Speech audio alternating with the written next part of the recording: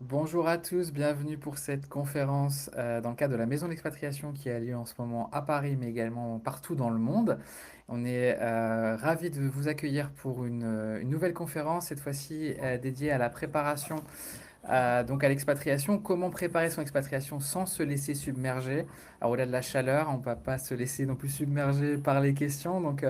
Je suis ravi d'être aujourd'hui avec Florence Chaberdière, qui est fondatrice d'Expat Village, qui est présente avec nous depuis Londres, et Rachida Kassi, qui est responsable de la communication, du marketing et du développement de la Caisse des Français de l'étranger. Merci à toutes les deux d'être présentes. Bonjour Damien, bonjour Rachida, merci. Bonjour. Bonjour. Je suis ravi de vous accueillir aujourd'hui. Alors, comme je vous le dis toujours, hein, on est aussi une conférence interactive. N'hésitez pas à poser vos questions dans le chat. On y répondra au fur et à mesure de la conférence ou à un moment de questions-réponses à la fin. Alors, Florence, comme je disais, toi, tu es actuellement au Royaume-Uni, mais tu es une serial expatriée, comme on aime le dire. Tu as vécu un peu partout. Est-ce que tu peux nous expliquer un petit peu ce tour du monde finalement que tu as fait en expatriation? Bien sûr, alors effectivement, j'ai habité dans 9 pays différents. J'ai quitté la France il y a 20 ans maintenant et donc j'ai eu la joie de pouvoir travailler et vivre dans des cultures différentes, ce qui m'a amené en fait à créer Expat Village il y a maintenant 6 ans. Et j'imagine que tu as fait le tour du monde, du coup, des systèmes de santé aussi, la même manière. Exactement, tout à fait. Je connais tous les systèmes de santé parce que j'ai la joie d'avoir 3 maladies auto-immunes. Voilà, sans compter les accidents qu'on ne prépare pas. Et c'est pour ça qu'il faut être bien préparé avant de partir. Euh, c'est important effectivement de se dire que quand on est avant de partir à l'étranger, effectivement, il faut bien préparer aussi son départ. Justement, j'ai déjà une question dans le chat. Est-ce que tu peux nous expliquer un petit peu les pays dans lesquels tu as vécu? Ça peut effectivement donner des informations pour les personnes qui nous regardent. Bien sûr. Est-ce que vous voulez que je vous raconte aussi ce qui m'est arrivé dans chaque pays? Alors, le premier pays où j'ai vécu, c'était Miami. Et là, j'ai eu un accident du travail où la grande armoire avec tous les documents est tombée sur ma jambe. Donc, du coup, là, j'ai eu un petit souci de jambe. Donc, ça, c'était aux États-Unis. Donc, on a vécu aux États-Unis, à Miami et à New York. Ensuite, j'ai habité en Suisse, à Genève. Et après, on est parti en Australie où j'ai eu cette même jambe brûlée en plein milieu du bush. Un accident qui n'était donc pas prévu, comme vous pouvez l'imaginer. Mhm. Et puis après, j'ai eu la chance d'habiter au Moyen-Orient pendant 10 ans, à Dubaï, en Arabie Saoudite. Et puis maintenant, nous sommes en Angleterre depuis 6 ans. Et donc à chaque fois, bon malheureusement t'as pas eu de chance hein, pour, Non. pour mais c'est important justement de se dire qu'il faut également bien préparer pour toutes les questions de santé. Exactement, parce qu'un accident, comme je viens de vous le décrire, eh bien, peut arriver à n'importe quel moment dans n'importe quel pays. Et puis, du coup, le fait de pouvoir être, comment dire, préparé et ne pas s'occuper, en fait, finalement, de la paperasse et de savoir qu'on est bien accompagné, bien couvert, eh bien, ça n'a pas de prix, j'ai envie de dire, finalement, comparé à la douleur qu'on subit lors de ces accidents. Est-ce Et que justement la thématique c'est ne pas se laisser submerger? Est-ce que toi tu as des moments justement où tu t'es fait un peu submerger par les événements ou même l'appréhension peut-être de partir dans un nouveau pays? alors effectivement, moi, ce que je dis souvent, c'est que un départ se prépare et le retour se prépare au moment du départ. Tout simplement parce que quand on est pris dans la logistique des cartons, quand on est pris dans la logistique des enfants, quand on est pris dans la logistique de vais-je travailler ou non, on oublie souvent ou on se dit je verrai une fois sur place. Et en fait, non, parce qu'un accident est très vite arrivé et du coup, quand on est dans un nouveau pays, qu'on ne sait pas forcément vers qui se tourner, eh bien, le fait d'avoir une bonne couverture santé fait que ça fait déjà une chose à gérer dans la charge mentale de l'expatrié. Alors on parle aussi souvent de l'importance du réseau. Toi tu as créé justement Expat Village. Est-ce que tu peux nous expliquer en quoi ça consiste et justement comment ça peut aider les personnes qui vont partir à l'étranger? Alors, Expat Village est parti d'une idée assez simple, c'est que j'ai 3 filles et elles avaient besoin d'une orthophoniste que je salue, Sophie, peut-être qu'elle nous écoute. Et donc, elle-même était aussi expatriée. Et en fait, quand on bouge d'un pays à l'autre, on a envie, quand on a des suivis comme ça médicaux, d'avoir une certaine continuité. Et donc, de ce fait, quand on était à Dubaï, on se voyait face-to-face et après, on est parti en Arabie Saoudite. Il était très important pour moi qu'il y ait cette continuité de santé avec cette orthophoniste. Et puis, elle-même expatriée, elle est partie ensuite à Sydney. Donc voilà, on a pu continuer. Et le but était, grâce à cette expérience personnelle, de me dire, en tant qu'expatrié, on est souvent seul. Et lors du Covid, on était encore plus seul. Et c'est la raison pour laquelle j'ai créé Expat Village, parce que Expat Village permet d'être une plateforme où on trouve des solutions, finalement, peu importe la question qu'on peut avoir, que ce soit de santé, que ce soit au niveau fiscal, etc., ou que ce soit au niveau interculturel et préparation à l'expatriation. Et ça permet également donc du coup de regrouper des professionnels qui sont eux-mêmes expatriés? Exactement, parce qu'on ne sait jamais combien de temps on reste dans un pays. Quand je suis arrivée à Dubaï, je devais rester 2 ans, on est resté 10 ans. Donc du coup, ça permet d'avoir cette continuité, ce lien qu'on a souvent besoin en étant expatrié pour ne pas se sentir seul à l'étranger. Est-ce que d'ailleurs c'est une des peurs peut-être, alors on parle souvent des conjoints suiveurs, alors souvent c'est la femme qui suit son mari, mais maintenant effectivement ça évolue, mais ça reste quand même la majorité des cas. Il y a des questions aussi de réorientation de carrière en fonction des pays où on va, on ne trouve pas forcément le même travail. C'est aussi une peur que peuvent avoir la plupart des expatriés. Exactement. Et puis, quand on part en expatriation, on doit toujours se réinventer. Donc, doit se réinventer au niveau des écoles des enfants, on doit se réinventer au niveau du job que la personne va prendre, et on doit se réinventer en tant que conjoint suiveur pour aussi soit retrouver un travail, soit faire du bénévolat, soit, comme j'ai eu la chance de pouvoir le faire, de créer son entreprise, qui fait qu'on emporte finalement, en tant que nomade, son travail un petit peu de partout. Il y a beaucoup de cas justement dans Expat Village de personnes qui ont maintenant cette continuité de carrière parce que justement elles peuvent exercer un peu partout dans le monde. Exactement. Il y a vraiment cette continuité de carrière et la CFE, pour en avoir discuté avec eux, sont en train justement de prendre en compte cette problématique qui est, en tant que conjoint suiveur, on peut être dans un travail dans une entreprise et ensuite créer sa propre entreprise. Et donc, du coup, quid de la retraite, quid de la couverture santé. Et donc, c'est en ça que la CFE peut aussi apporter des solutions. Alors justement, on va avoir Rachida qui a quelques petits soucis de connexion, mais on Ouais. espère pouvoir l'avoir justement pour parler de tout ça après. Mais quelles sont finalement les questions que tu entends le plus justement avec Expat Village? Un peu, je dirais, ça peut être un peu une checklist de choses auxquelles penser avant de partir, mais même une fois qu'on est déjà sur place. Bien sûr. Alors, je pense souvent et je vois la question de Pascal concernant les enfants. Effectivement, chaque système de santé est assez différent.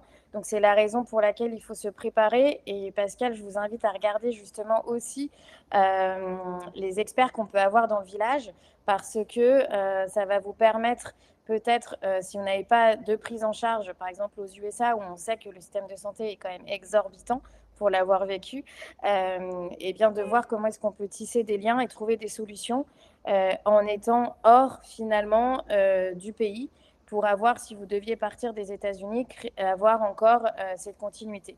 Alors la checklist, j'ai envie de dire, c'est effectivement de s'occuper de la santé parce que c'est primordial, de s'occuper effectivement de la scolarité des enfants. Est-ce qu'on les laisse dans le même système scolaire ou non? Est-ce qu'on les bouge de système scolaire? Et puis aussi, je suis assez partisane du fait que si alors je vais parler parce que je suis une maman, hein, mais si la maman se sent bien, le reste de la famille suit aussi. Et c'est très important parce que eh bien, une expatriation, c'est aussi comment recréer, tu me posais la question, Damien, tout à l'heure, mais c'est vraiment de recréer aussi une culture familiale, peu importe le pays dans lequel on habite. Et je vois que Rachida est là. Welcome back, Rachida. Alors justement, on en Je suis profite, arrivée. Rachida, de Oui. t'avoir. Le fait de voilà, partir en expatriation sans se laisser submerger, forcément, on doit penser à la protection sociale, c'est important. Quels sont Ouais. un peu tes conseils justement avant de partir? Bah, du coup, alors j'ai entendu par parcimonie tout ce que disait Ah, malheureusement, ça a coupé Oui, de c'est retour. bon. Normalement, vous devez m'entendre. Je vais juste rejoindre ce que dit Florence, c'est-à-dire qu'on a besoin en expatriation, d'autant plus en expatriation, de recréer un système qu'on connaît, alors encore plus quand on est expatrié en famille. Donc, c'est ce que permet la CFE, en fait, avec le fait de transposer le même système que le système de sécurité sociale français.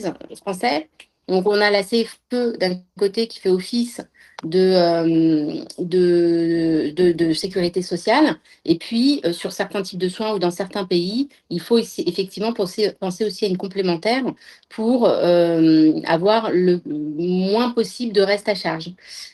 Donc voilà, voilà, vivre à l'étranger et continuer à œuvrer dans un environnement qu'on connaît pour éviter les mauvaises surprises. J'ai aussi vu dans le chat Oui, si effectivement CFE plus complémentaire suffit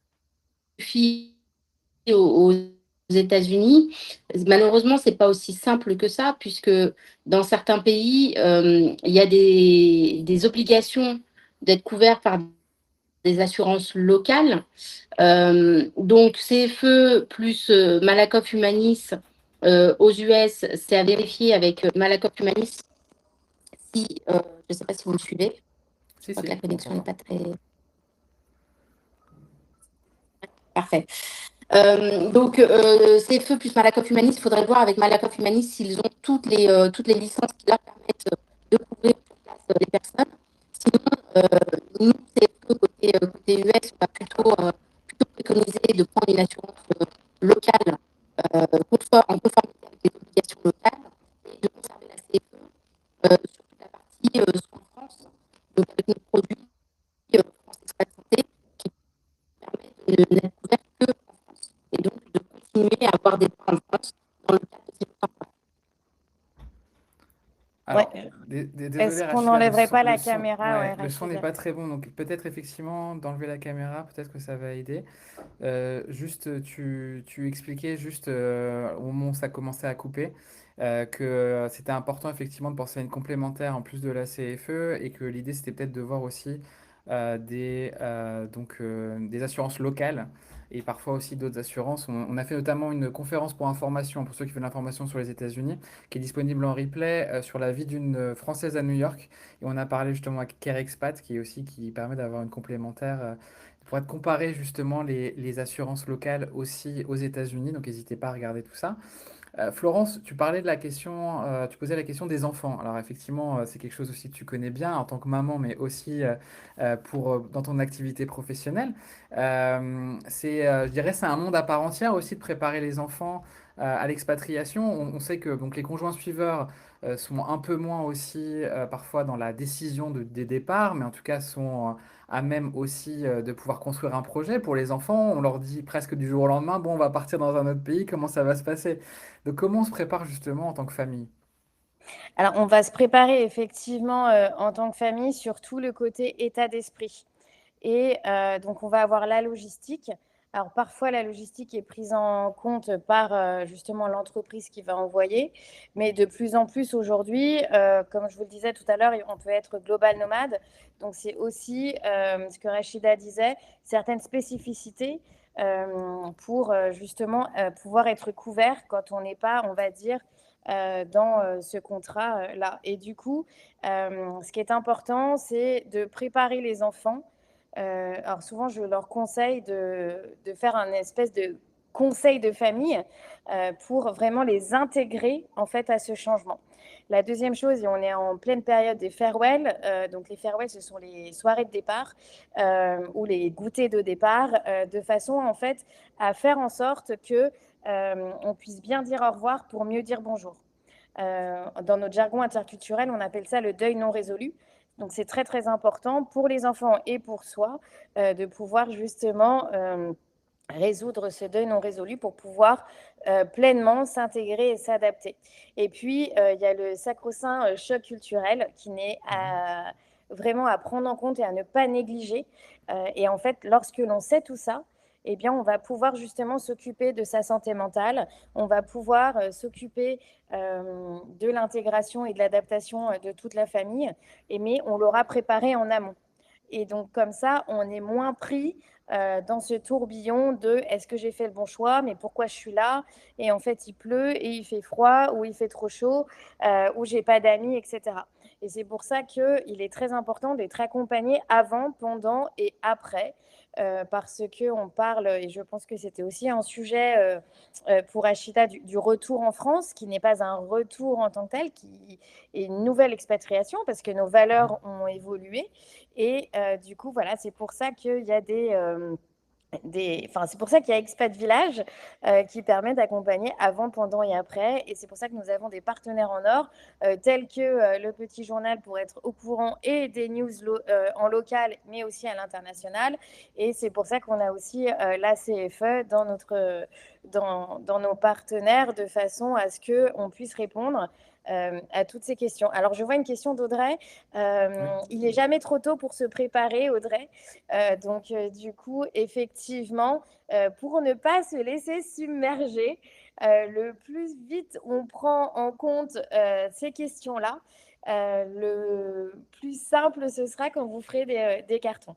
Donc, voilà. Oui, je précise d'ailleurs qu'il est possible de prendre rendez-vous avec la CFE directement en ligne, justement, pour pouvoir aussi préparer son projet. Peu importe, je dirais, le moment où vous souhaitez partir, ça vous permet déjà d'avoir une meilleure visibilité sur ce que vous voulez faire.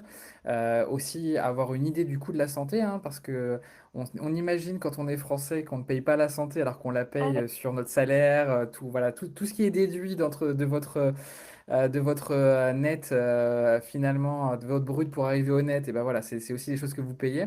Donc là, pour le coup, c'est vraiment un investissement que vous faites, mais comme on l'a dit pour des destinations comme les États-Unis, mais plein d'autres également, les frais de santé sont importants. Donc il faut vraiment prendre ça en compte. Et puis aussi pour le retour en France, hein, parce qu'on sait qu'il y a un délai de carence quand on part à l'étranger et le fait de pouvoir être adhérent à la CFE, ça permet justement de pouvoir garder sa carte de sécurité sociale et de pouvoir retrouver des soins dès le premier jour au retour en France.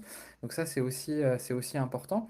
N'hésitez pas aussi à prendre rendez-vous. Je fais une petite promo pour la maison de l'expatriation, mais on offre des rendez-vous gratuits également de 30 minutes qui vous permettent aussi de poser les différentes questions. On a eu une conférence hier pour rappeler aussi avec le ministère de l'Europe et des Affaires étrangères. On avait une question de Pascal sur le côté administratif. N'hésitez pas à voir cette partie-là, parce que justement, on peut tout à fait donc avoir des informations sur la partie administrative, et on a une très bonne checklist, to-do list qui existe aussi, qui est faite par le ministère de l'Europe et des Affaires étrangères sur les choses à faire, mais qui n'inclut pas effectivement ce que tu disais, Florence, finalement le côté bien-être, santé mentale aussi, qu'on laisse parfois un peu de côté. Toutes les questions d'interculturalité qui sont parfois un peu complexes pour quelqu'un qui n'a pas vécu à l'étranger. Est-ce que tu peux nous expliquer en quoi finalement l'expatriation, c'est un vrai changement même personnel? Tout à fait. Damien, juste question, parce que je ne sais pas si on nous entend. Si, je pense qu'on nous entend bien, juste pour information. Parfois, il y a certaines personnes, il suffit juste de se reconnecter, ça peut être juste un problème personnel, mais voilà, tout fonctionne D'accord. bien. Parfait. Effectivement, il est très important de se préparer au niveau des questions identitaires. On n'en parle pas assez souvent, et notamment chez les jeunes, chez les 14-25 ans. Sur le papier, un enfant, un ado peut aller très bien, avoir des très bonnes notes, mais le soir, quand il est dans sa chambre, il va se dire, mais qui je suis, qu'est-ce que j'ai envie de faire? J'ai une énorme pression, notamment là, on est en plein Parcoursup, bac, résultats. Qu'est-ce que je vais faire plus tard, etc. Et donc tout ça, ce sont des questions qui sont inévitables. Et c'est en ça qu'il est très important de construire vraiment cette culture familiale et de garder aussi en tête que être parent ne vient pas forcément avec un mode d'emploi. Donc c'est pour ça qu'il y a des professionnels de la santé, il y a des professionnels de l'expatriation, tels qu'on peut en trouver à la maison de l'expatriation aussi, qui vont pouvoir vous accompagner. C'est un énorme changement. Je crois qu'il y avait des statistiques qui disaient qu'un déménagement était aussi stressant qu'un accouchement. Donc, c'est des choses à prendre en compte, ça ne s'invente pas. Et j'ai même envie de vous dire, de par mon expérience en ayant changé 9 fois de pays, et en plus, c'est mon métier. Donc, on pourrait dire les cordonniers sont les plus mal chaussés, mais finalement, même si on a des mécanismes et qu'on sait qu'il va falloir s'occuper de la santé, parce que comme tu le disais, Damien, par rapport au système local ou non, par rapport aux différentes maladies qu'on peut avoir, trouver des professionnels à moindre coût, ou alors effectivement être à la CFE et se dire j'attends l'été pour aller faire les bilans de pédiatre, la radio parce qu'en fait j'ai laissé traîner mon mal de poignet, etc. C'est très important parce que eh bien, si on ne se prépare pas au niveau de nos valeurs qui peuvent évoluer, de notre identité, eh bien, on peut pour le coup, qui est le thème aujourd'hui, se laisser submerger. Et il n'y a pas aussi de honte parce que généralement, et ça culturellement, c'est assez français. Alors peut-être qu'il va y avoir des foudres, mais c'est pas grave en fait d'aller demander de l'aide. Et on le retrouve beaucoup dans nos communautés expatriées, que ce soit à Londres, mais en Arabie Saoudite, c'était aussi le cas, de pouvoir en fait compter les uns sur les autres, de demander de l'aide et de dire en fait oui, là c'est dur. Et je remercie effectivement, c'est la deuxième cause de stress en famille. Et c'est la raison pour laquelle ne laissez pas en fait ancrer tout ce stress en vous parce que j'ai aussi cette petite phrase, tout ce qui ne s'exprime pas s'imprime. Donc le but, c'est vraiment d'éviter ce deuil non résolu et de faire en sorte qu'on soit le mieux accompagné au niveau de notre santé, le mieux accompagné au niveau de notre scolarité pour pouvoir vivre. Alors, j'aime pas le mot sérénité parce qu'une expat, c'est jamais vraiment serein. Il y a des up and down et c'est un roller coaster ride. Mais en tout cas, en toute liberté de nos choix pour faire en sorte que cette expatriation ou ces expatriations se passent le mieux possible. Bah, effectivement, je pense qu'on ne peut pas imaginer que voilà, c'est comme sur une rivière où il se passe pas mal de choses. Il y a des moments calmes et des moments un peu plus turbulents. Mais en tout cas, ça reste une belle expérience, une belle aventure. Exactement. Et l'idée, c'est aussi de pouvoir justement pouvoir intégrer ce stress comme étant quelque chose de normal aussi, hein, parce qu'on peut avoir des moments difficiles sans pour autant que cette expatriation soit complètement finalement gâchée par ces moments, hein. L'idée, c'est aussi de pouvoir les surmonter et travailler. Et c'est quelque chose que tu vois aussi beaucoup, j'imagine, dans le réseau, c'est de pouvoir aussi communiquer entre nous et pouvoir se dire qu'on ne se sent pas seul. Exactement, c'est très important parce que finalement, on vit tous plus ou moins les mêmes choses. On peut voir là les questions, je laisserai Rachida qui est plus experte que moi. En fait, on a tous au final un peu les mêmes questions de savoir quand on est couvert, quand commencer à être couvert, et puis qu'est-ce qu'on peut faire parce que ça change d'un pays à l'autre. Donc, c'est important de prendre tout ça en compte. Mais encore une fois, et je trouve que c'est génial au niveau de la maison de l'expat, c'est que vous proposez des rendez-vous en amont sur tous ces sujets-là. Et du coup, ça permet de vraiment se préparer et ne pas se laisser submerger. Ce que j'appelle souvent le mercato des expats. Parfois, on le sait un an à l'avance qu'on va bouger. Parfois, on le sait 3 semaines avant. Parfois, on le sait 2 mois avant. Et du coup, voilà, on se met en mode pilote automatique. Et pour ne rien oublier, comme tu disais tout à l'heure, Damien, il y a une checklist. Mais si on regarde cette checklist, en fait, on n'a même pas envie de commencer à tick la première box. Donc, c'est pour ça qu'il faut petit à petit gérer à chaque jour, voilà, suffit sa peine et se dire aujourd'hui, je vais m'occuper de la santé, demain, je vais m'occuper des écoles, après-demain, je m'occuperai du déménagement, de façon à pouvoir vraiment être le plus serein parce que la plupart des problématiques qu'on peut voir aussi, c'est qu'on est trop dans la logistique et du coup, excusez-moi du terme, c'est très vulgaire, mais on a un peu le cul entre deux chaises parce qu'on est encore dans le pays, mais on est déjà un peu dans l'autre pays sans y être peut-être jamais allé. Donc c'est très important de aussi prendre le temps, comme je vous disais, de faire des farewells, de continuer à garder ce lien-là.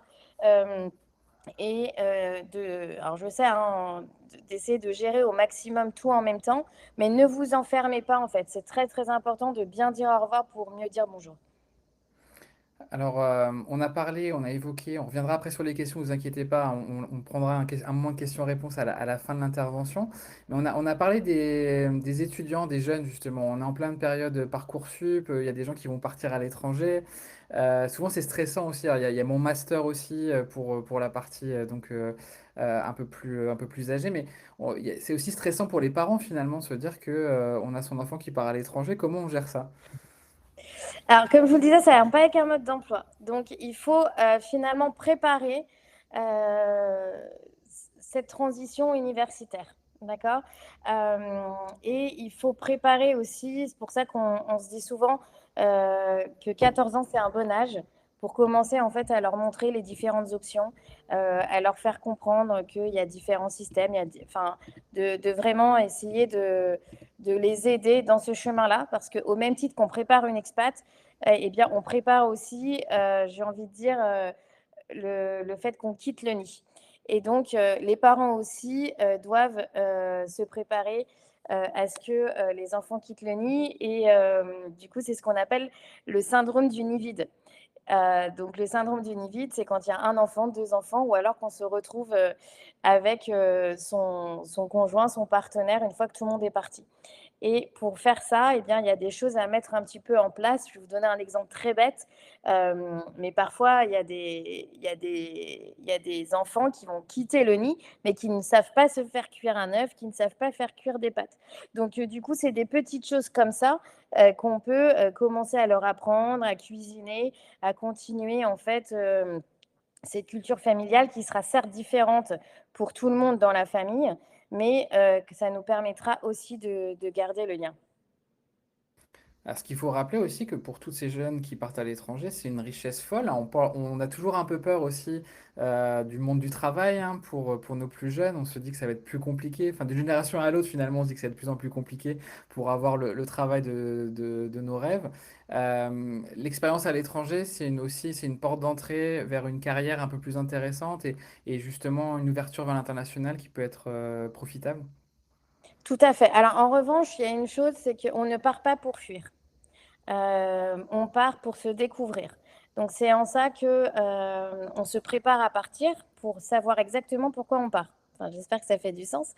Et une fois qu'on part pour se découvrir, qu'on a vraiment une expérience qui est construite, eh bien, ça va permettre de ne pas se laisser submerger au niveau logistique, comme on a pu le nommer, mais aussi de pouvoir prendre soin de soi, de cette santé mentale et prendre aussi en compte qu'il va y avoir des up and down, mais que si encore une fois, on est bien préparé, bah, généralement, ça se passe très bien. Et l'enfant va pouvoir allier construction académique et construction identitaire. Parce qu'on voit de plus en plus les jeunes Français de l'étranger, eh bien, il y en a beaucoup qui n'ont au final jamais habité en France. Donc, ceux qui vont aller faire leurs études en France, eh bien, pour les parents, ça fait partie de leur culture, mais pour les enfants, ça ne l'est pas. Et c'est là où on voit qu'il y a une certaine solitude, parce qu'effectivement, ils ne se sont jamais fait cuire des pâtes eux-mêmes, et aussi comment on crée du lien social, parce qu'on est ce qu'on appelle un enfant de troisième culture. Donc, on va avoir évolué avec cette culture française, même si on n'a jamais habité dans le pays, et la culture de un, 2, 3 pays dans lesquels ils ont pu habiter. Et ce mix va faire une culture unique. Et donc, du coup, cette culture unique va poser des questions identitaires.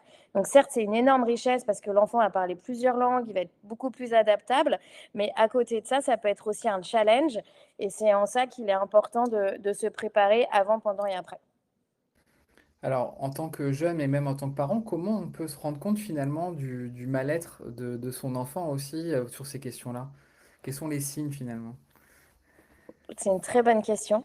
Alors, il ne faut éviter d'être un parent hélicoptère.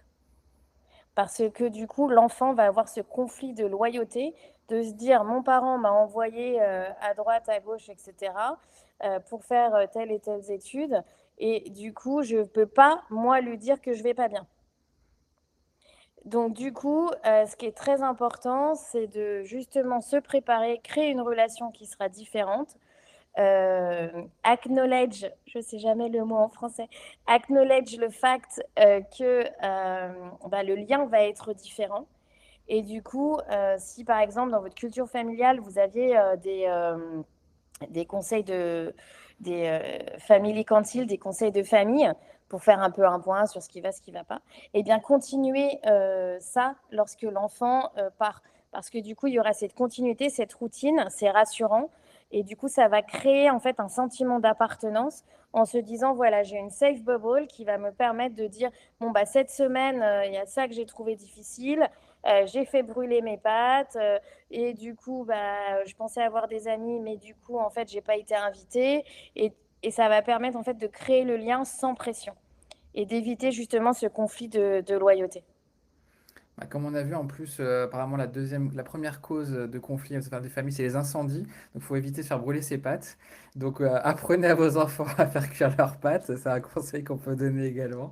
Mais en tout cas, c'est intéressant en fait de voir finalement que ces problématiques-là, quand on vit en France finalement aussi, hein, c'est quelque chose qu'on peut avoir après coup, c'est-à-dire après avoir passé aussi, même grandi en France et avoir passé un long moment à l'étranger, on est nous-mêmes aussi transformés et le retour en France, du coup, fait qu'on est complètement une différente personne quand on revient. Alors on ne revient pas, Damien. Oui, on On y repart. va. On y va. On y va tout court. Effectivement, on y va et je le vois, hein, même les personnes qui sont à Londres et qui vont traverser la Manche, ce n'est pas un retour, c'est vraiment une nouvelle expatriation. Et c'est en ça qu'il faut être vraiment préparé parce que, eh bien, on va se dire c'est tout pareil, mais il faut garder en tête que personne ne nous attend. Alors, Donc, on a des Rachid, questions très intéressantes, Damien. Je ne ouais, sais pas si Rachida est de retour. effectivement, il y avait justement la question de, enfin, c'est plutôt quelqu'un qui dit qu'effectivement, les parents, quand les parents ont une approche apaisée du changement, cela se ressent immédiatement sur les enfants. J'imagine que c'est quelque chose que tu valides également. Tout à fait. Et alors, au même titre que je vous disais tout à l'heure, si nous, on se sent bien, eh bien, les enfants, le conjoint va se sentir bien. En revanche, ne vous dites pas, il faut que je tienne, je tienne, je tienne. Ce qui est très important, c'est aussi de dire, bien, moi aussi, j'ai pas de copine, ou j'ai pas été invitée à tel ou tel lunch, coffee morning ou whatever, ou bien on a moins de vie sociale qu'avant. En fait, c'est OK de dire aussi que pour nous, c'est difficile. Mais si on le dit que si nous aussi on dit que ça peut être difficile, eh bien l'enfant sera plus à même, tu en parlais tout à l'heure Damien, de dire moi aussi ça a été difficile parce que j'ai pas fait ce sleepover. Donc c'est très important de parler en vérité et en transparence sur les émotions qu'on peut vivre dans cette expatriation. Et j'adore cette question, quid d'une expatriation Oui. définitive? Alors du coup, on parle souvent d'expatriation dans le sens extérieur à sa patrie. On ne parle pas d'expatriation ou d'expatrié dans le sens expatrié avec le full package, etc. Parce qu'on sait qu'aujourd'hui, il y en a de moins en moins, voire de plus du tout.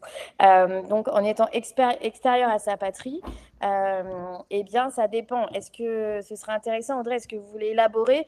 Est-ce que c'est une expatriation définitive du coup en France, comme on le disait, vu qu'on ne rentre pas, ou est-ce que c'est une expatriation définitive dans un pays tierce? Donc voilà. Mais en Euh, tout cas, ce qui est intéressant, c'est de se dire effectivement le lien avec les proches, au-delà de... On a parlé des gens qui partaient finalement à oui. l'étranger, mais pour ceux qui restent dans le pays d'origine, voilà, comment ça se passe? Le lien Alors avec eux, justement. bien sûr, alors il faut garder en tête que c'est toujours plus compliqué pour celui qui reste que pour celui qui part. Mhm. C'est pour ça que la famille, généralement, il y a toujours un moment donné dans une vie d'expatrié où la famille ne comprend pas pourquoi est-ce qu'on a ce mode de vie. Il y a aussi une chose qui est très intéressante, c'est que vous l'avez peut-être déjà vécu, c'est que dans une même famille, on peut avoir les cousins qui n'ont jamais bougé, qui auront certainement moins d'attaches ou moins de connexion, on va dire, que des cousins qui ont bougé, parce que en fait, ces enfants de troisième culture, comme je le mentionnais tout à l'heure, vont se reconnaître parce qu'au final, ils vivent les mêmes choses. Entrer dans une classe qu'on ne connaît pas, dans une langue qu'on ne connaît pas, dans un pays où on vient d'arriver, eh bien, ça va être voilà, des petites choses que certains autres enfants ont pu connaître.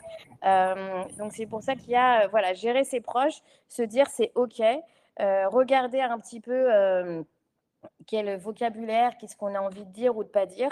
Et puis aussi, moi, ce que je conseille énormément, parce qu'il y a beaucoup d'articles qui sont en train de sortir, c'est le marathon de l'expatrié lorsqu'il rentre en France pour les vacances. En fait, on se dit toujours que ce ne sont pas des vacances parce que c'est un vrai marathon. Alors, ce que je vous conseille, c'est d'avoir un sense of home et de belonging et peut-être de vous poser quelque part et de faire venir en fait vos proches pour que vous aussi, vous puissiez en profiter pour éviter, je crois que la moyenne d'un expat qui rentre pendant les vacances est autour de 4 000 5 000 kilomètres. Donc c'est un vrai marathon. Donc voilà. Alors, On on avait un avait... nouveau livre. Oui, oh, c'est exactement un nouveau livre que chacun a envie de lire. C'est une page blanche. Et si vous le souhaitez, n'hésitez pas à contacter la Maison de l'Expatriation. J'ai écrit un livre justement qui s'appelle I'm a Citizen of the World et justement qui explique tous ces concepts interculturels de façon assez ludique que vous pouvez lire en famille. Alors, je précise effectivement que Rachida n'arrive pas à se Oui, connecter, donc Rachida Kassi de la Caisse des Français à l'étranger, mais elle répondra aux questions dans le chat. Donc, n'hésitez pas également à lui poser vos questions en rapport avec la protection sociale. Et puis, de toute façon, on a beaucoup de conférences aussi sur la thématique, donc n'hésitez pas à vous y référer et à prendre rendez-vous avec la CFE. C'est important pour avoir aussi des réponses les plus précises possibles sur votre projet. Il y avait une question, enfin, plutôt vraiment une phrase qui avait été posée dans le chat et que je trouvais intéressante. Comment finalement, alors on se dit qu'il faut s'intégrer le plus possible dans les habitudes du pays, la mentalité aussi avec un grand respect du pays qui va nous accueillir, avec une bonne curiosité, sans savoir perdre son identité. Mais comment faire justement la balance entre prendre finalement des nouvelles habitudes sans finalement perdre qui on est vraiment et ce qu'on a construit auparavant? ça c'est ma question préférée. Effectivement, merci beaucoup. En fait, on ne perd rien. Euh, on ne perd rien. On rajoute des ingrédients. Alors, je vais vous parler du burger de l'identité. En fait, on a le pain qui ne bouge jamais. Donc ça ne bouge pas. Et donc, par exemple, le mien, je ne sais pas si on a le temps, mais le mien, moi, j'ai été adoptée du Sri Lanka, donc il va y avoir des curry seeds. Ma maman est italienne, donc c'est un mix de focaccia. Mon papa était français, donc un mix de focaccia, baguette, curry seeds. Et je disais que j'avais une maladie auto-immune qui est une maladie cœliaque. Donc c'est-à-dire que je ne peux pas manger de gluten. Donc mon pain ne bouge pas. Et comme je vous disais tout à l'heure, j'ai habité donc dans 9 pays différents. Alors effectivement, on pourrait se dire quel choix identitaire je dois faire et qui suis-je. En fait, non, on peut être multiple. On peut être en fait un petit peu de l'Australie, un petit peu de New York et on pourra le partager, Damien, je ne sais pas si tu Oui, le souhaites. Le burger de l'identité, qui est un bien sûr. exercice très facile, très ludique à faire, que ce soit pour les enfants, pour les adultes, en famille ou pour les entreprises, qui permet de comprendre qu'on ne perd rien et qu'on rajoute des ingrédients. Donc chaque ingrédient va être relié. Par exemple, on va avoir les légumes qui vont être reliés aux valeurs et aux croyances. On va avoir les protéines qui vont être reliées aux différentes expériences. Et donc tout ça fait en sorte que on peut ne pas choisir parce qu'on n'a pas à choisir. Et au même titre, on avait des questions par rapport aux parents, et c'est quelque chose qui revient assez régulièrement. On avait des parents qui nous disaient, oui, mais moi j'ai envie que mon enfant soit français. En fait, votre enfant sera aussi français, mais il sera aussi un burger et il sera aussi multiple. Et en fait, on ne peut pas leur demander de choisir parce que c'est ce qui crée la beauté d'un enfant de troisième culture ou d'un burger parce qu'il est multiple. Et donc, c'est en ça que ça crée une vraie richesse. J'espère avoir Alors, répondu à la question. oui, bah, merci. Je mets pour l'instant cette fiche, justement, tu peux nous expliquer. Il y a ce QR code que les gens peuvent aussi scanner dès maintenant. Qu'est-ce que ça leur permet justement de faire? Exactement. Euh, alors, il y avait effectivement, donc c'est un freebie, c'est totalement gratuit. Donc, vous pouvez prendre en fait ce QR code et faire un quiz identitaire. Ce quiz identitaire va vous permettre de savoir, donc ça va répondre à la question comment se préparer à tout ça, un psy, un coach. Moi, je suis formatrice interculturelle et cross-cultural coach aussi, comme on dit en anglais. Et en fait, ça va vous permettre de répondre à ce quiz identitaire, de faire un point, de vous poser entre 3 cartons et deux demandes d'adhésion à la CFE, de façon à ce que vous puissiez faire le point, voir où vous en êtes. Et du coup, après, voilà, on peut en parler de façon à ce que vous puissiez, ce qu'on appelle développer un global mindset, un état d'esprit global qui fera que vous pourrez vous adapter, vous intégrer plus facilement dans le pays d'accueil. Est-ce que tu peux justement toucher à un mot, parce que là on voit le logo Rise and Shine, est-ce que tu peux dire finalement à quoi ça correspond? ça correspond à la porte d'entrée d'une expérience immersive qui va vous permettre de vous préparer avant, pendant et après à cette magnifique expérience qui est de vivre à l'international. Donc, Alors, on c'est va un mix prendre. hybride de quiz, de rencontres, parce que l'humain est ce qu'il y a de plus important, pour moi en tout cas. Et du coup, voilà, c'est un mix entre petit quiz, rendez-vous, petit quiz, rendez-vous, de façon à ce que vous puissiez partir créer cette nouvelle identité à l'étranger. Bah, c'est bien, tu as anticipé ma question parce que j'allais te poser Ah, justement cette question de l'IA parce que tout le monde se dit, voilà, aussi une façon peut-être de se préparer. Maintenant, les gens sont sur ChatGPT, d'autres en se disant, voilà, je vais faire mes propres checklists, je vais voir comment faire, je vais essayer, ça va résoudre un peu tous mes problèmes. En quoi c'est important toujours finalement d'avoir ce contact humain pour ce type de questions? alors, je rebondis, si tu peux me permettre, Damien, à la Oui. question partir à La Réunion est-ce considéré comme une expatriation? À partir du moment où on est extérieur à sa patrie, peu importe le pays, eh bien oui, c'est considéré comme une expatriation. Donc, il faut vous préparer à partir à La Réunion comme si vous partiez dans un autre pays, parce que la culture locale ne sera pas la même. Donc, effectivement, vous pouvez aller faire un tour dans les Halles, dire comment m'intégrer et m'adapter à La Réunion, sachant que je suis français. Vous aurez plein d'infos. Mais à côté de ça, qu'est-ce que vous allez en faire?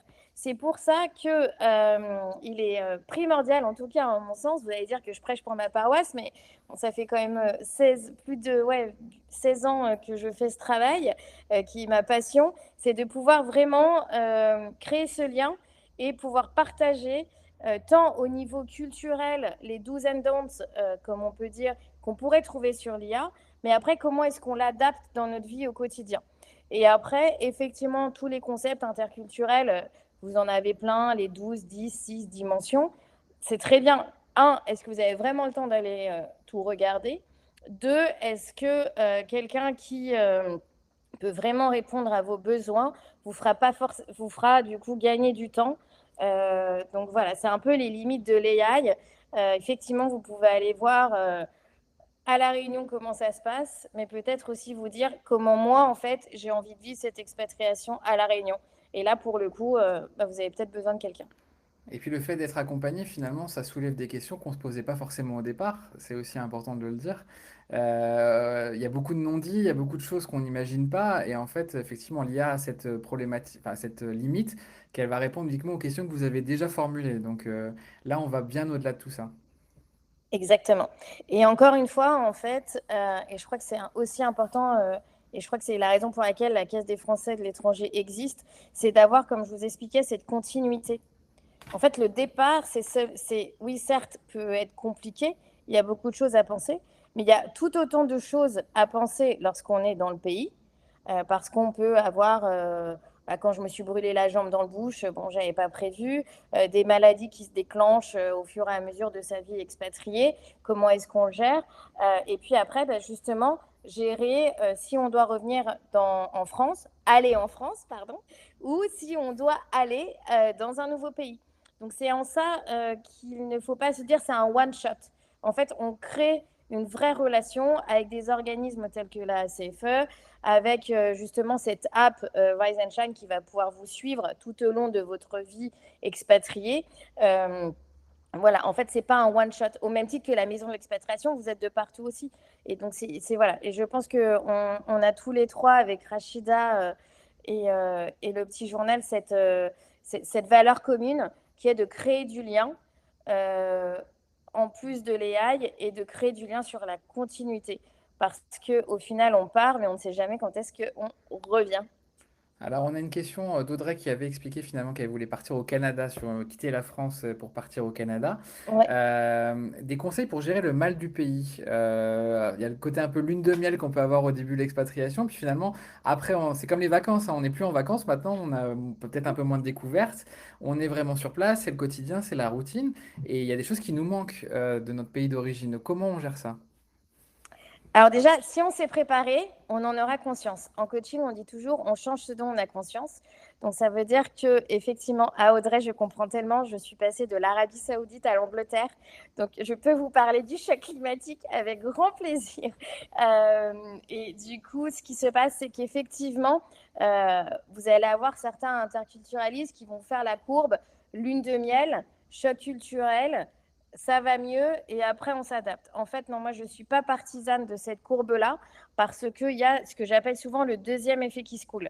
Donc ça veut dire que vous allez avoir la lune de miel, vous allez avoir toute cette période de doute, ça va remonter un petit peu. Donc effectivement, Audrey, vous disiez généralement autour de Noël, voilà, on se sent bien. Et après, en fait, on va se rendre compte, dans votre cas, Audrey, ou dans le mien, que l'hiver peut être très long. Et donc, du coup, on va avoir ce deuxième effet qui se coule qui fait qu'on va se ressentir un peu down. Et c'est seulement après, quand le printemps revient, qu'on remonte et qu'on se sent vraiment adapté. On est en accord avec nos nouvelles valeurs, avec la new version of me, j'ai envie de dire. Et c'est là où on peut, vous allez me détester, je parle en franglais, mais get the most of the expatriation. Et donc, c'est On quelque peut chose qu'il tirer faut le plus, garder en voilà. tête. Oui, oui, de rise On and peut shine, tirer j'ai le envie de plus dire. d'avantages, voilà, exactement. Mais est-ce qu'il y a le fait justement d'être connecté aussi avec d'autres Français sur place, c'est quelque chose qui permet aussi de garder un lien qui est intéressant pour éviter ce mal du pays? Est-ce que le réseau peut aider dans ce cas-là? Alors, il faut toujours se créer un support network, que ce soit franco-français, que ce soit avec différentes cultures. C'est très important pour votre santé mentale. Parce que finalement, si vous allez travailler dans un environnement multiculturel, vous allez avoir besoin d'aller prendre l'apéro à un moment donné.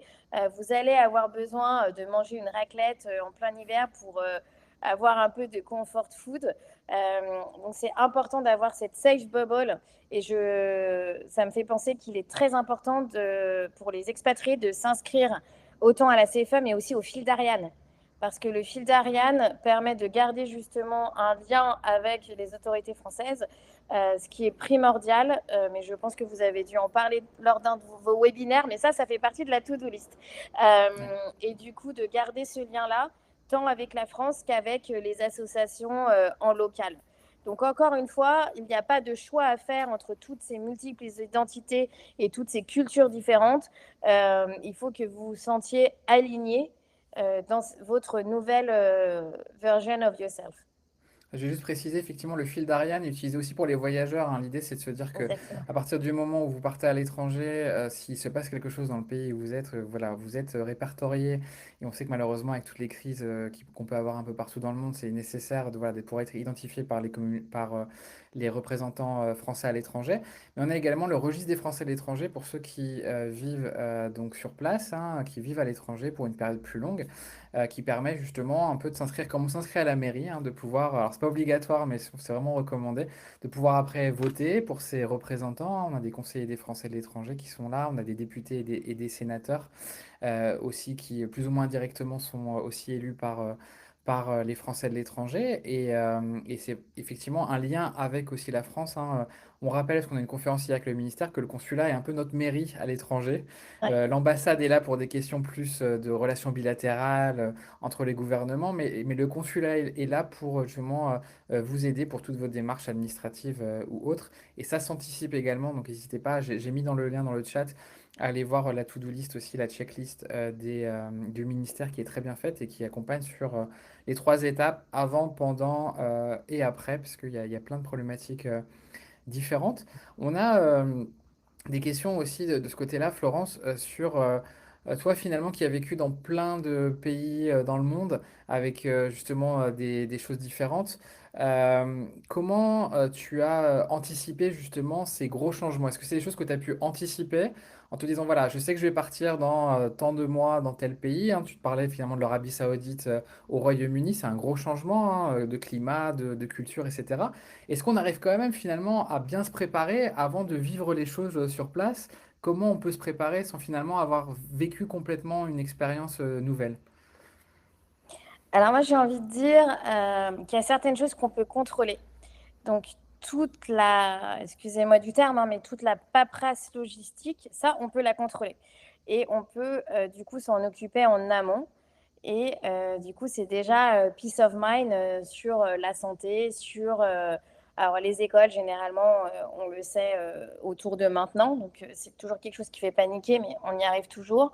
Et en fait, il faut vraiment avoir cet état d'esprit global, encore une fois, qui permet de se dire, voilà, ça, je peux le contrôler, donc je m'en occupe, et d'accepter, finalement, ça fait partie de la vie d'expatrié, de se dire, bah, là, il faut que je sois patiente parce que j'ai peut-être pas encore mon logement, j'ai peut-être pas encore de place pour un de mes enfants, j'ai peut-être pas trouvé encore le bon médecin sur place, mais une fois que ça va arriver. Donc, profitez d'ores et déjà de pouvoir rencontrer du monde.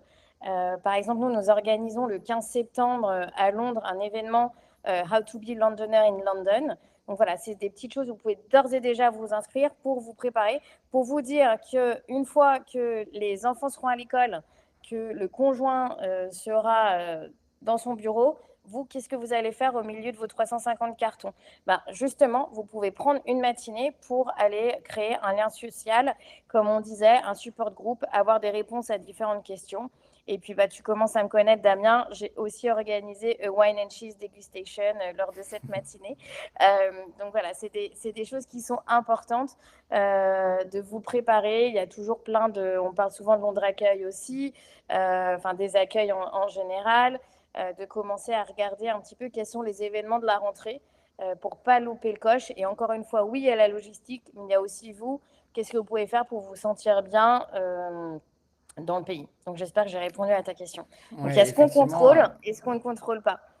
il faut accepter de se laisser surprendre aussi. Ça fait partie de l'expatriation. On peut se laisser surprendre sans être submergé. Exactement. Et c'est aussi très bien parce que souvent là, c'est la sérendipity, non?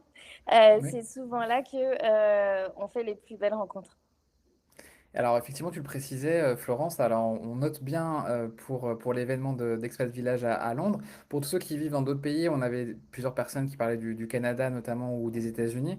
Il y a effectivement des accueils qui sont gérés par le réseau de la FIAF un peu partout dans le monde. Donc c'est New York Accueil, Londres Accueil, Dubaï Accueil, etc.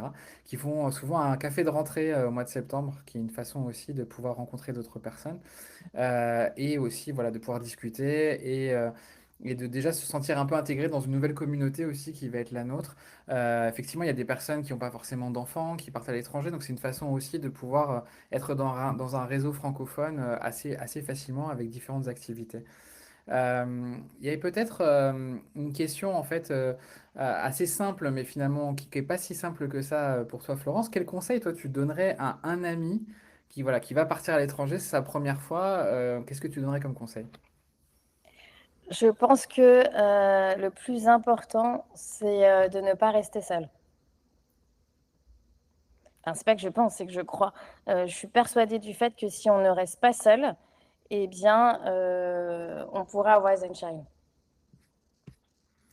Et donc pour s'entourer, effectivement, alors c'est le principe du village, c'est se dire il faut un village pour élever un enfant, mais il faut un village pour élever un expatrié finalement. Exactement. Et surtout, venez comme vous êtes. On est tous et tous rentrés dans une pièce avec que des têtes inconnues. Alors oui, ça peut, excusez-moi du terme, faire flipper au départ, mais c'est aussi comme ça qu'on rencontre, alors je le dis souvent, notre famille expatriée, des amis pour la vie. Et du coup, ça, c'est important. Voilà, même si ça fait peur, la peur de l'inconnu, la peur d'être seul, et bien justement, c'est en allant à ces événements, en se connectant comme aujourd'hui aux webinaires que vous pouvez organiser, qui permettent en fait de commencer à tisser des liens, de se créer un support groupe, parce qu'on est éloigné de notre mère patrie, mais c'est important de pouvoir retrouver des amis pour la vie dans le pays dans lequel on va arriver. Alors tu es aussi une serial entrepreneuse, et c'est important aussi de se dire que peut-être que tu as un conseil pour les personnes qui vont devoir se réinventer ou qui ont le plaisir de se réinventer aussi en expatriation. Alors là, j'ai envie de dire, Damien, exactement ce que tu viens de dire, se laisser surprendre. Et j'aimerais surtout aussi dire que faire du bénévolat, donner de sa personne, rentrer dans des assos, que ce soit des associations en local ou justement les accueils, etc., c'est du travail. C'est certes peut-être pas du travail rémunéré, mais en fait, dites-vous que si ça vous plaît, allez-y. Et c'est très important. Après, si vous êtes entrepreneur, eh bien du coup, autorisez-vous pendant toute cette période de transition, en fait, de faire un break aussi. C'est pas grave. C'est important de prendre, comme on le disait, soin de ses enfants, soin de la paperasse, soin de la logistique, et vous recommencerez quand vous vous sentirez bien et prête. Je pense que ça, c'est très important, à vouloir faire le hamster dans la roue, à dire il faut que je continue, il faut que je continue, nan. Oui, ça peut marcher parfois, mais en fait, à quel moment vous souhaitez aussi appuyer sur pause et respirer. Donc, on l'a dit, c'est une énorme source de stress. Euh, il faut se préparer, et une des façons de se préparer, c'est aussi de se dire que eh bien, je vais y aller à mon rythme. Et justement, le changement de rythme, c'est quelque chose qui fait peur, souvent pour les conjoints suiveurs. Se dire, voilà, j'avais une carrière classique, je dirais, je travaille, j'étais employé 100 à l'heure, j'ai plein de choses à faire. Et puis là, je me dis, finalement, je vais me retrouver sans rien, alors que c'est pas le cas. Mais ce changement de rythme peut faire peur.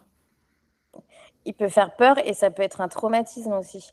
J'ai eu une de mes clientes là qui a vécu 1 an et demi dans 2 pays différents avec son mari, qui a une super carrière, son mari aussi, et elle vient d'avoir un troisième enfant. Donc, quid de comment je vais être couverte au niveau de ma maternité, les soins de santé, etc.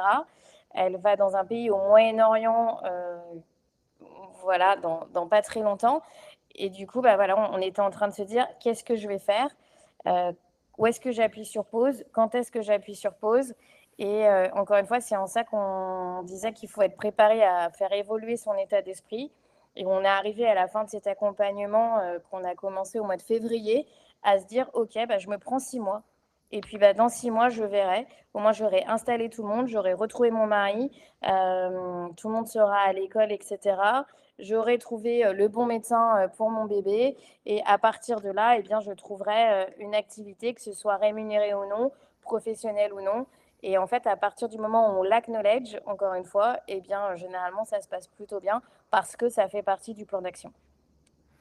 Et peut-être un dernier conseil en tant que maman, justement, pour ces jeunes aussi qui vont vivre l'expatriation à l'étranger. Qu'est-ce que tu donnerais comme conseil? Alors pour les parents, mais aussi pour les enfants alors, qui nous écoutent pas forcément, mais en tout cas pour les jeunes qui nous écoutent. Alors, pour les parents, faites-leur confiance. D'accord. Vous avez forcément fait un bon boulot s'ils sont là où ils sont aujourd'hui. Donc faites-leur confiance, et n'oubliez pas qu'il y a des relais. Nous sommes tous en fait des relais aussi entre les parents et les enfants. Et pour le jeune, je lui dirais, voilà, pars, découvre-toi, nourris-toi, sois curieux, et développe ton global mindset, parce que, un, tu es l'ambassadeur de la France de demain, et de deux, le plus important, c'est tout le temps ce qu'on dit dans Rise and Shine, c'est qu'un chemin bien éclairé est celui sur lequel on peut le mieux briller. Merci beaucoup Florence. J'espère que tous ces conseils permettront justement de préparer son expatriation sans se laisser submerger. Je rappelle qu'il est possible donc de scanner ce QR code pour avoir une expérience justement, un quiz qui permettra d'en savoir plus aussi sur Rise and Shine et sur soi-même, hein, c'est important de le faire. Et puis également les coordonnées de la CFE. Donc pour prendre rendez-vous, n'hésitez pas. Pour préparer votre départ, on ne le dit jamais assez, hein, préparez votre départ, peu importe où vous allez partir, si le départ c'est aussi vers la France, préparez aussi ce départ. La maison d'expatriation continue jusqu'au 2 juillet avec plein de conférences et également des rendez-vous gratuits, mais qui se prolongent aussi tout au long de l'année, donc n'hésitez pas à apprendre, c'est sur maisonexpatriation.com, les rendez-vous sont gratuits, ils permettent de renvoyer vers tout un écosystème d'experts comme Florence, comme Rachida, sur plein de questions différentes. Donc merci à tous, merci Florence et à très bientôt. Merci beaucoup Damien, merci Rachida.